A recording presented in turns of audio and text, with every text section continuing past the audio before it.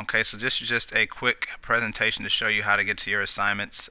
One way to do it is to look over here, but sometimes your to-do list, if you haven't done any work, will have this old information, and you want to work where it's current. So therefore, make sure that you are hitting the class content button. But first, if you want to join the Zoom, which I think some of you missed yesterday, maybe you didn't know how to, but you can click that button. I wouldn't prefer that. I would actually click here where it says click here to join the Zoom meeting, and that would take care of getting you to my Zoom meetings. You have your schedule here in terms of what time you're supposed to be there. Remember that if you are more than 2 minutes late, or actually if I start the presentation 2 minutes after this time, so 8:26, 9:16, and so on. If you don't show up by that time I start, then you are tardy. So, but other than that, all you have to do is go to class content, click that link. It will take you to the module that has all your work. You'll notice that this is not available to you yet, or it shouldn't be. Yep, because it's not until tomorrow's. You also have your quiz link that'll take you there, but right now let's look and see that we were doing maybe chapter 1.1. So when you click on that link, it'll take you to the video itself, the Edpuzzle video. You'll hit play on that. It'll start to talk.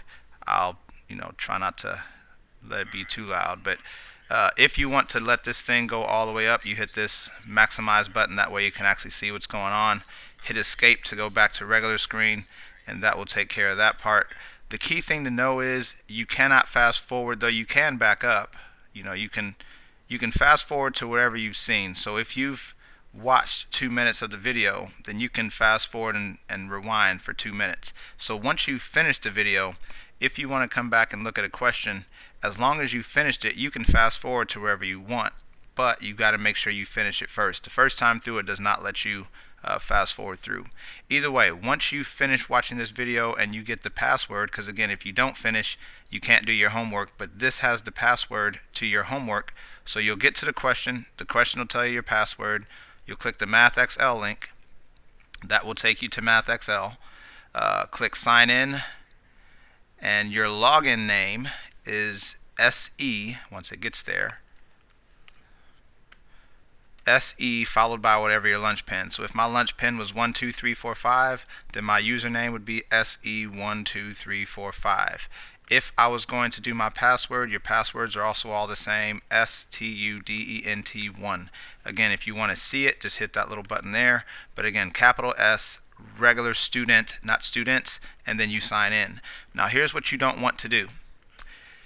If you type in your proper number, but you type in the wrong password and you try to sign in 3 times, you'll be locked out. If you get locked out, if it says that your account has been locked, you need to email me so I can unlock you.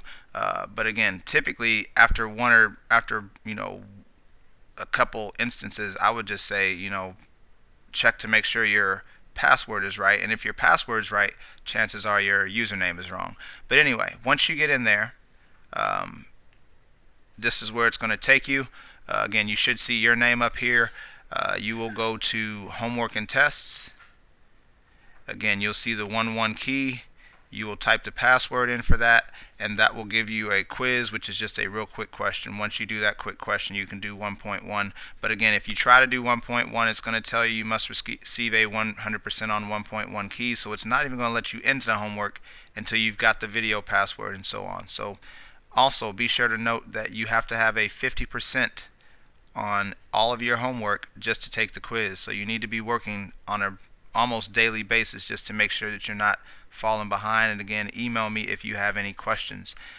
By the way, let's say you're working on something here. Let's say you're working on something and you don't know how to send a screenshot. Well, in that case, let's look at this.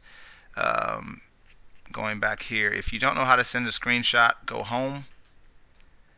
And there is a video right here that explains to you how to send a screenshot using your computer. So again, it's a presentation that tells you what you're doing to get it. So again, if you need to send a screenshot to me of your work, please make sure you use that for your advantage. But other than that, like I said, that's how you get to your work. You'll need to be doing this again every Tuesday, Wednesday, and Thursday.